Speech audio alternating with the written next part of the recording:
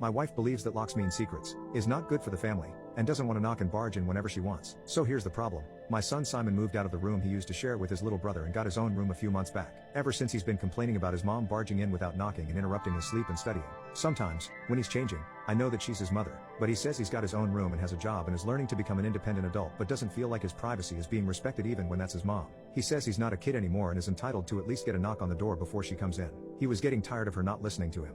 So he came to me and said, "Dad, you need to help me set some clear boundaries with mom." So, I spoke to her about her need to knock before entering Simon's room. She was like, "What? And no, we're family, not strangers. Do you really expect me to foolishly knock on the door 5 times a day? That's ridiculous." Also, the who knocks on doors in their own home? I told her my family, for instance. She made a face and then went on a rant about how my family hates each other and the way they treat each other like they were strangers is shameful. I told her family or strangers it's about respecting one's privacy. We had an argument about it, and I told her if she wasn't going to stop with the barging and refuse to knock on the door before entering, then our son would get a lock. She did it again at 11 p.m. She barged in when our son was asleep. He jumped up because he got scared. Once he told me this, I told him to go ahead and get a lock and pay for it with his own money. There was literally no other way. My wife saw it and got upset, and my brother was visiting when she was raising her voice at me, questioning if I really went ahead and got a lock for Simon despite her disapproval, and said that I caught her off guard and it's not okay because this teaches our children that they can manipulate one parent into doing what they want. I told her that Simon had gotten the lock, not me, and I had already warned her about the possibility of him getting a lock because he was getting tired of her boundary crossing. So she should have expected this outcome.